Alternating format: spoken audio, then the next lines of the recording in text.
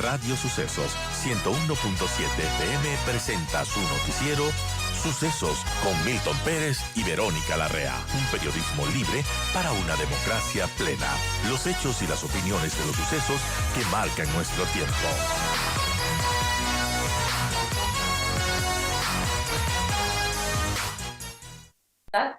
¿Qué nos dice usted, Rodrigo? Bienvenido, gracias por estar con nosotros. Es un gusto tenerlo en la cabina de Radio Sucesos. Muy buenos días, Verónica, a los radioescuchas, encantado de estar aquí.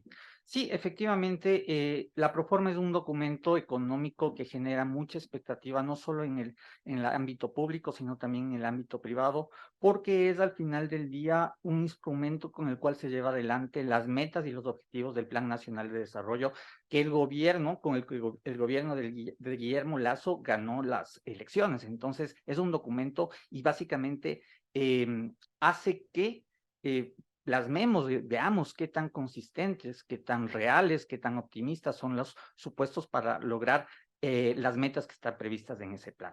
¿Por qué? El plan de gobierno es la máxima directriz política y administrativa que se va a implementar en política pública en el gobierno. Si no hay un buen presupuesto, no hay un presupuesto creíble, ¿cómo va a lograr esas metas con las que terminó ganando las elecciones? Entonces es un excelente punto de partida. Respecto a los supuestos. Un crecimiento del 3.1% para la economía es un supuesto, de hecho, bastante optimista. Y obviamente, ¿en qué impacta ese optimismo? En que se espera recaudar 1.000 millones de dólares adicionales de ingresos tributarios. Entonces, ahí hay un poco de una inconsistencia. Si la economía, según el Fondo Monetario Internacional, va a crecer al 2.7%, ¿es creíble realmente que logremos ese incremento de 1.000 millones adicionales en recaudación tributaria? Es el primer punto. Eso vamos a preguntar justo a Francisco Briones del SRI, que va a venir acá a la radio, así que una buena pregunta, Rodrigo. Y por favor, precísenle qué es la recaudación neta, porque es la recaudación neta la que ingresa al PG. 1.000 millones de dólares lo que espera en recaudación neta. Recaudación neta. En recaudación bruta, ok, podría lograrlo. Sin embargo, recordemos que el SRI hace devoluciones de impuestos y además que el SRI también, o mejor dicho, los GATS ya retienen su propio impuesto al IVA, lo que hace que el gobierno ya no les tenga que transferir el IVA como se lo hacía anteriormente. Entonces, ¿cuánto realmente va a ingresar al presupuesto? Es un mecanismo optimista, es un supuesto optimista, lo que va a crear un poco de incertidumbre que se logre la recaudación. Evidentemente va a haber crecimiento económico al 2.7, pero no sé si la recaudación llega a que se supere los 1.000 millones. Y de hecho, todos están apostando a que esa recaudación nazca enteramente del IVA. El IVA se está incrementando en aproximadamente 1.200 millones de la recaudación. Eso quiere decir un 20% más que el año pasado. ¿Y cómo es eso creíble si es que el Banco Central proyecta un crecimiento en el consumo de los hogares de apenas 6.3%? Entonces lo hace un poco cuestionable. Y claro, si esos supuestos de ingresos no se cumplen, eso profundiza el déficit fiscal. Bueno, qué interesante esto y bueno, ¿qué podríamos decir respecto a la brecha fiscal que bueno, dijo el gobierno, lo dijo el ministro también en estos micrófonos, que se ha reducido? Bueno, lo importante aquí es comparar con qué, ¿no? ¿Con qué nos estamos refiriendo? En este caso, el mecanismo o la meta de déficit fiscal que menciona el ministro de Finanzas lo hace comparando la proforma presentada en el año 2021 con miras a 2022. Y recordemos que esa proforma no contemplaba los ingresos adicionales que provinieron de la reforma tributaria que se implementó, que entró por el Ministerio de la Ley y que se implementó el mes de enero. Claro. Entonces, no hay que comparar peras con manzanas, hay que comparar lo que es. Y obviamente esa proforma hay 12 meses de retraso, lo cual no hace una base comparable con lo que realmente se termina ejecutando este año.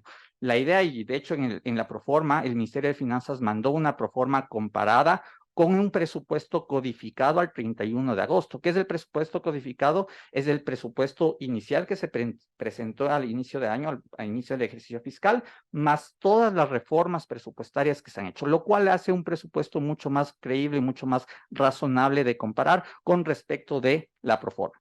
Entonces, actualmente estamos hablando de un déficit de 2.600, 2.900 millones, probablemente el déficit se mantenga. Y si es que a eso le sumamos las presiones de ingreso que acabamos de mencionar y la monetización de activos, la cual tampoco es tan creíble, podríamos estar hablando de un déficit de 4.000 millones de dólares. Bueno, importante conversar sobre la Proforma y las expectativas, ¿no? Estamos, amigos, conversando con don Rodrigo López Santos, él es profesor de la Escuela de Economía de la Universidad San Francisco de Quito. Ahora, otro tema que detectó la Asamblea y que lo estaba dando lectura hace un momento es que en este presupuesto, en esta Proforma presupuestaria, Rodrigo, se disminuye también el tema de obras públicas, una reducción del 22,84%, que es creo que bastante, también una disminución en los recursos del Plan Anual de Inversiones. ¿Esto qué significa y qué impacto tendrá a la final en la economía del país? Excelente pregunta. El plan anual de inversiones para este año bordea los 1.800 millones. Lo que está codificado al momento en el presupuesto del Ministerio de Finanzas para el 2023 es un presupuesto de 2.000 millones. Ok, no lo comparemos con el presupuesto codificado, comparémosle con la proforma inicial del Del año del 2022. 2022. Es un monto bastante similar, pero no estamos tomando en cuenta el tamaño de la economía. El año pasado el tamaño de la economía aproximadamente oscilaba esperamos que terminen en 113.000 millones de dólares. El siguiente año va a terminar en 122.000 millones, según las estimaciones del Ministerio de Finanzas y del Banco Central. Entonces, el monto del plan anual de inversiones comparado con el tamaño de la economía, que es lo correcto comparar, al final del día se redujo. Y específicamente en la línea, en el grupo de egresos de inversiones o de obra pública como tal, que es básicamente la inversión en infraestructura, se redujeron 188 millones. Obviamente se puede armar una campaña comunicacional súper importante, pero la idea es comparar con lo que es, no con lo que me conviene comunicar. Bueno, y qué, hablando del impacto sobre el tema de reducir la inversión, el reducir las obras públicas, ¿eso también impacta en la economía, Rodrigo? Desde luego que sí, la inversión pública es una inversión que dinamiza la economía. Dinamiza, ¿por qué? Porque la inversión es principalmente en temas de construcción de infraestructura. Y la construcción es uno de los sectores que más mueve a la economía, porque se gasta en acero, se gasta en trabajadores, se gasta en todo lo que es insumos. Entonces, dinamiza muchos microsectores que hace que la economía crezca. Entonces, al final del día, eso va a impactar.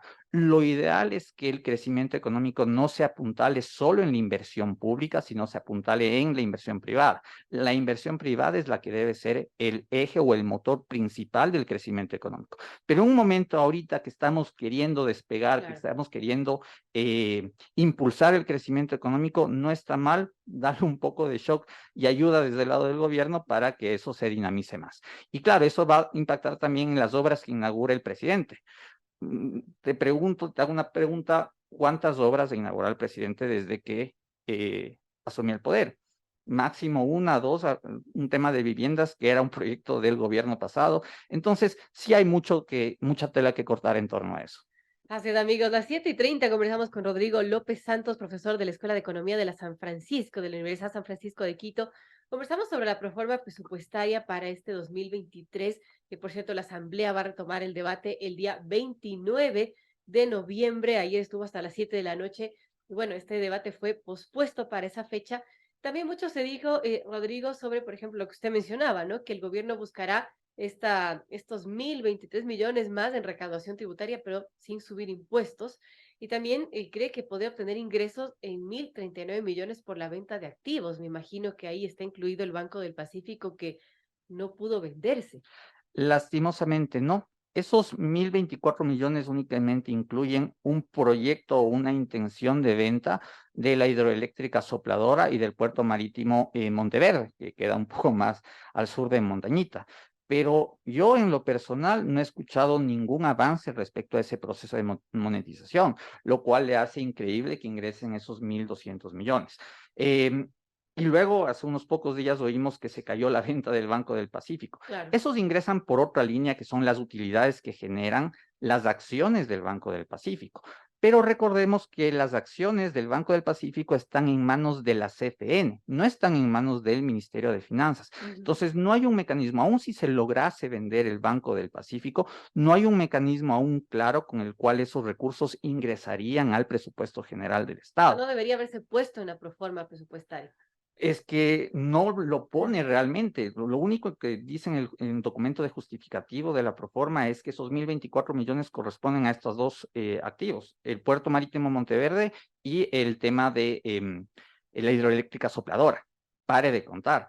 Lo otro es aparte. Y claro, no lo podían contemplar porque no hay esa claridad de cómo va a ingresar los recursos al presupuesto general del Estado. Ok, se vende el Banco del Pacífico, que la CFN le va a ingresar directamente esos recursos al presupuesto general del Estado y se queda con un hueco en sus estados financieros, todavía no hay esa claridad. Y claro, la venta del Pacífico sí iban a impactar unos 200 millones en un tema de utilidades, pero ¿cuánto cuesta realmente el Banco del Pacífico? Un valor patrimonial está en 874 millones, lo mínimo aceptable que se esperaría vender el banco. Y aún así, si se vende en su totalidad y se logra clarificar el mecanismo con el cual se va a transferir al presupuesto general del Estado, aún así no logran los 1.024 millones que preveyeron. Bueno, importante. Ahora también se ha mencionado, Rodrigo, que el gobierno necesitará generar más ingresos, sobre todo para cubrir los fuertes gastos, ¿no? Las presiones de gastos que tiene para este año que se viene, como por ejemplo el aumento de sueldos para los maestros, también el incremento de presupuesto de inversión en áreas prioritarias, como lo anunciado, que es salud y seguridad, que va a ser, sobre todo la seguridad, una prioridad. Allí, ¿cómo generar esos ingresos? Es un reto sin lugar a duda, ¿no? Y de hecho en el informe de la Comisión de Régimen Económico no se señala y no cuestiona el tema de la claridad de cómo van a llegar de los ingresos, sino que se exige aún más gasto. Y un tema de eso es las preasignaciones que se dan a educación y a salud, se dan del 0.5% por ciento del PIB. Eso quiere decir 611, 612 millones para cada sector. Y claro, ahí lo que se les olvida decir es con qué fuente de financiamiento. Es un reto, sin lugar a dudas, por un tema estructural y obviamente por las asignaciones que también se están dando. Recordemos que la mayor parte del presupuesto general del Estado ya lo establece a través de preasignaciones en la Constitución y en la ley. En salud y educación, el 0.5%. La masa salarial es fácil calcularla, hay un número de funcionarios públicos, sabemos lo que ganan, fácil proyectar. Las preasignaciones a los GATS son el 21% de los ingresos permanentes y el 10% de los ingresos no permanentes. Y ya está. El FOPEDEPO para las asignaciones de las universidades, la recaudación neta, el 11% de la recaudación neta del impuesto a la renta y el 10% de la recaudación neta del impuesto al IVA. Entonces, es muy rígido encontrar espacios en los rubros grandes, pero sí hay que hacer un trabajo línea a línea para encontrar esa calidad del gasto y que no se genere gasto en partidas que son un gasto improductivo. Ejemplo, consultorías, publicidad, eventos publicitarios, etcétera. Sobre todo las consultorías que, bueno, muchas de ellas quedan en papel y es triste, ¿no? Bien, 7:33. Estamos conversando con Rodrigo López Santos, profesor de la Escuela de Economía de la Universidad de San Francisco de Quito. Otro tema que también se habló en la asamblea es que, por ejemplo, una de las recomendaciones es ajustar el precio referencial del barril de petróleo en el presupuesto codificado de próximo año para reflejar lo que efectivamente recibe el país, para no afectar, sobre todo, mencionaban en la asamblea, a los gobiernos autónomos descentralizados. En esta proforma está fijado el barril de petróleo a un precio de $65. Esto para muchos ha sido algo optimista, fijarlo a ese precio. Más bien es un tema pesimista y no, eso no quiere decir que sea necesariamente malo. Ahí se ve claramente la inconsistencia de la Asamblea Nacional para decir, ok, suban más ingresos para asignar más gasto y no se dan cuenta de los otros gastos que son poco creíbles. Entonces hay una inconsistencia muy grande ahí. De hecho, no es malo que el gobierno y el presupuesto general del Estado haya contemplado una cifra bastante conservadora en el impuesto. ¿Por qué? En el precio del barril de petróleo. ¿Por qué? Porque es un precio volátil. Hace un par de días el precio de petróleo cayó en $5, ya, en un solo día. ¿Qué nos garantiza que ese precio se mantenga en el resto del año? Y todavía hay temas importantes en Europa. La guerra con Ucrania se mantiene. Se va a ver recesión económica mundial según las estimaciones del Fondo Monetario Internacional. Entonces todavía hay un ambiente de incertidumbre a nivel mundial que no le permitiría al gobierno aumentar esa proyección del precio de barril de petróleo. Y además que también tiene otro reto en cuanto a la producción de barriles, claro, que también es optimista. Ahorita plantea 515 mil millones de barriles diarios. ¿ok? Perdón, 515,000 barriles diarios. ¿Qué quiere decir eso? Que tiene que aumentar aún más la producción de lo que ya tiene ahora para lograr esa meta. Entonces, es una serie de desafíos que tiene, no solo es el precio del petróleo, sino hay que considerar estas otras variables que van a afectar netamente a los ingresos petroleros que tiene el país. Bueno, con todo esto, con todo lo dicho sobre la prórroga presupuestaria y si es que se aprueba tal y cual la presentó el Ejecutivo, ¿qué esperar del próximo año, Rodrigo? ¿Podemos ser optimistas? La idea es que va a haber crecimiento económico y eso es positivo. El tema es que la herramienta del presupuesto general del Estado orienta a cómo se va a comportar la economía. Pero si tenemos una proforma que se está inventando ingresos, que probablemente pone ingresos que no van a llegar, ¿con qué certeza se va a trabajar en el sector privado también? Ok, ellos también necesitan hacer planificación y muy probablemente toman en cuenta estas estimaciones. Hay que tener una proforma sincerada, hay que tener una proforma muy bien hecha para que oriente hacia una senda de crecimiento económico al país. Ahora, en este caso, bueno, la proforma también mencionaba el economista Alberto Acosta Borneo que quizás apunta a un modelo de seguir endeudándonos, pero no generar precisamente ingresos para el Estado. Es decir, solamente préstamo, préstamo, préstamo y eso como que no ha cambiado mucho el modelo. Y eso es lo que cuestionaba el economista. ¿Usted cree que es así? Realmente yo creo que hay que hacer un poco más en reducir el gasto público. Yo creo que hay que hacer un poco más en ver el tamaño del Estado. Existen como 128 instituciones públicas y la que menos gasta en el año son $200,000, algo nada despreciable. ¿Por qué no pensamos nuevamente en eliminar instituciones o juntarlas en base a sus competencias con otras instituciones para seguir optimizando? Aquí la idea es una consolidación fiscal, es un ejercicio permanente de revisión y calidad del gasto público. Entonces, yo creo que, ok, hay que conseguir mejores ingresos, hay que mejorar la recaudación tributaria, ojalá el SRI lo logre.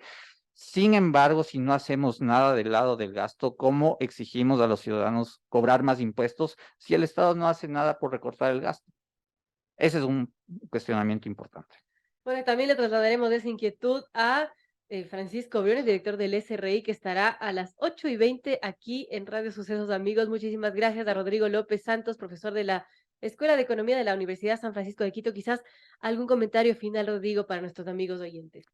Sí, te comento que la Escuela de Economía y el Instituto de Economía de la San Francisco está llevando a cabo el 15º concurso de ensayo económico Beca David Ricardo, en la cual otorgará como premio, como primer premio, una beca completa para estudiar la carrera de Economía. La información está cargada en la página web de la universidad y hacemos una cordial invitación a todos aquellos estudiantes que están en el tercer año de bachillerato del régimen Sierra y del régimen Costa para que puedan participar en este concurso. Bueno, importante, gracias a Rodrigo López Santos por esa información y por también ayudarnos a entender un poco esta difícil situación de la economía del país, de la proforma presupuestaria que presenta el gobierno y bueno, las expectativas reales que debemos tener al respecto. El debate, como mencionaba en la Asamblea Nacional, se retoma el día 29 y estaremos expectantes de lo que suceda allí en el Pleno respecto a la